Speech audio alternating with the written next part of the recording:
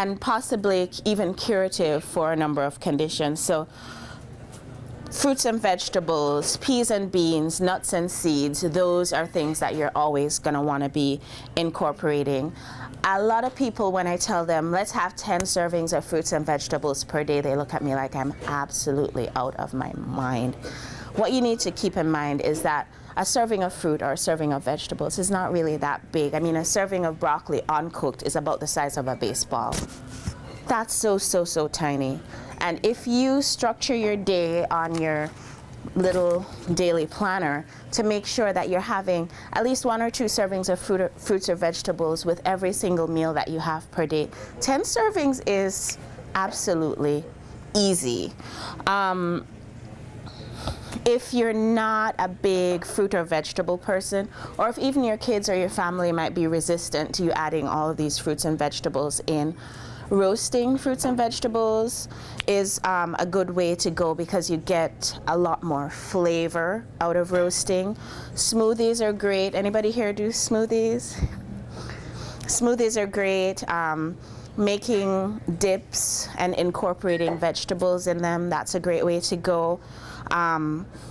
And one thing that I think worked for our family is planting a garden. And ladies, I have a brown thumb, so please don't think that I'm any big gardener. But going to Home Depot and getting a container and planting peas and having grow, and my 2-year-old looks at this and says, oh, that's how peas grow. And guess what's his favorite thing now?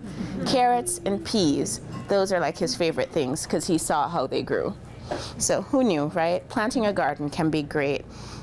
What I've realized though for myself, and I think most of you will agree with me, I'm sure Gaby will agree with me, is that you have to have a system.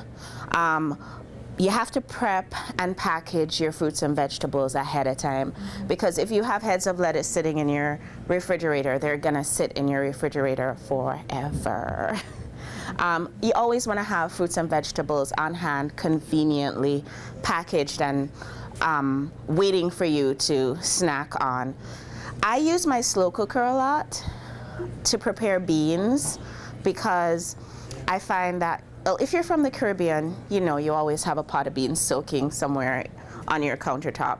But I find that if you make a whole bunch of beans, you can freeze them in your freezer, and you bring them out whenever you're ready to make your 5-bean salad, or you're gonna do some sort of bean stew or something like that. You actually don't have to go buy canned beans to do this sort of thing, and you can be BPA free, so that's always gonna be a good thing. How about carbs? Anybody here opposed to carbs? You can say it, it's okay. And we understand why. We understand why. My favorite fruits and vegetables are the ones that have yes, the highest carbs. I know. And you know, sometimes it happens that way. But for most of us, I think was it the 90s maybe? We all got sucked into this, first it was the no fat, and then it turned into the no carb movement. And I'm here to tell you, you need carbohydrates. You need it for bulk and elimination. Your gastrointestinal tract cannot function without carbohydrates. You need, you know, you ever see that commercial where they talk about feeling full and focused? You actually do need your carbs to have that feeling of satiety, to actually be full and be focused, and for your brain to work. Because if you have no glucose going to your brain, oh well, that's it. You need carbs to prevent cardiovascular disease. You need it to prevent cancer. And you need about 25 grams of fiber every single day. And so that's where we come up with this 10 servings of fruits and vegetables from, because 1 serving of fruits and vegetables is about 3 grams of fiber. So you see where we're coming from. The thing is, though, you have to choose your carbs wisely. So no, I'm not sending you to go on a French fry binge. This is not what this is about. I'm talking about If you're going to do grains, you do whole grains. And we always want to do grains sparingly. We want to make sure that we're avoiding the simple sugars and the white flour and things like that. And I'm thinking everybody's kind of moved away from that nowadays anyway. So you're pretty much on the right track with that. Just avoid, when you're looking at your food labels, avoid things that say multigrain. That doesn't really mean anything. It could be just a whole bunch of different types of white processed grain that they've just mixed together, and it's multigrain, yay! Not really beneficial for you too. When you're looking at serving sizes with carbohydrates, they're also smaller than you think. So a bagel is the size of a hockey puck. A serving of pasta is really just half a cup. Yes, ladies. Who has ever had a half a cup of pasta, really? A potato is about the size of your mouse. I don't even think they make potatoes that size anymore.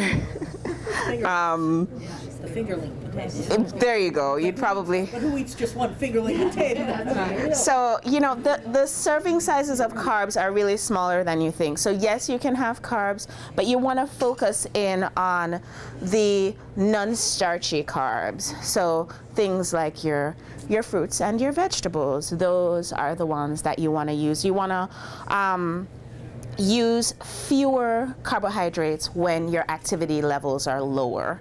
So, you know, it's a good idea to probably have your fruits in the morning hours and go for the salad for dinner. Make sense? You definitely want to go, if you have to have juices, you want to go for the ones that have the no sugar added, things like that, just to keep the carbohydrates in the proper perspective. And then let's talk about food from animals. So food from animals are great in some ways. For one thing, they have all 9 essential amino acids. The only other thing in nature that I can think of, maybe quinoa and maybe soy might have all 9, but you do have to, if you're a vegetarian, you have to combine in order to get all 9 essential amino acids that you need to produce your proteins in your body. Some people who are vegetarian struggle with getting enough iron, enough calcium, and enough vitamin B. And so it's great to have food from animals because those come naturally in that. But the thing is, I think when we think about protein, especially since this low carb craze came around, we think we need more than we actually do. We only need 10 to 35% of our total daily caloric intake to actually be protein. And so you can really have a lot less. Again, serving sizes are a lot smaller than you think. There's studies that show that inflammation is one of the #1 reasons why patients have chronic conditions like your cancers, your diabetes, your arthritis, your hypertension, things like that. And one of the things that we know is that food from animals actually increases your inflammation levels. And so that's one of the reasons to kind of think about trying to reduce what we're doing with food from animals. And I'm not sending everybody home to go be a vegetarian today. When I've had this baby, I'll probably go back there, but that's my personal choice. As far as fats and oils are concerned, I know Deb loves butter.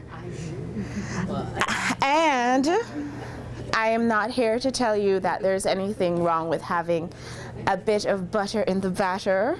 I remember, Deb, I'm not here to tell you that there's anything wrong per se in that. Butter is actually better for you than margarine. Please believe that's not ever something that you want to put in your body. But if you're gonna choose oils for cooking and that sort of thing, you're gonna want to think more about things like olive oil. You can use canola oil, but canola oil can be processed in a way that can introduce a lot of toxins. So if you're gonna buy canola oil, maybe go to Whole Foods and see if you can get one that's more organically processed. fatty fish, you should be having like at least 3 servings of fatty fish per week, just so you can get your omega-3s. Flaxseed is another great way to get good fats. And of course, because our diets are not as rich in omega-3s as we would like, having an omega-3 supplement is something that I do recommend for most patients. And you want to reduce the fats from animals. And if there's something that says vegetable oil, there are no vegetables in it. Don't eat it. It's not for human consumption. Does it mean it's corn-based? It might be corn, it might be soy. Don't eat it. Not good for you. Yes, Miss Deb. Coconut oil. Coconut oil. Okay, this is very controversial. Thank you, Deb, for bringing this up. So, coconut oil, I love coconut oil. And like I've told you guys, I'm from the Caribbean. If you meet people from the Caribbean, stand back because they may cover you in coconut something. We use coconut milk, we use coconut water, we use coconut oil. If you have a diet that's already low in saturated fat, you don't have to worry about coconut oil or coconut milk or any coconut products. But if you are eating a very, very high saturated fat diet, you're eating steaks for dinner every day and this sort of thing, then I would not advise you to include coconut products as part of your diet. I would probably ask you to first reduce your intake of animal fats. So I love coconut everything. That's my stand, and it's very controversial. There are other doctors who will disagree with me on this, but I'm all about coconuts. If you're going to use food from animals, try to get the wild caught for the fish. You're going to want to make sure that your poultry and eggs, they are free range, grass fed and organically grown. There's a lot that's out there that wasn't there when we were kids, guys, and I'm a big old woman talking to you here with lots of experience. The food processing industry has changed a lot over the years, and there are things that you do not want to be introducing into your body.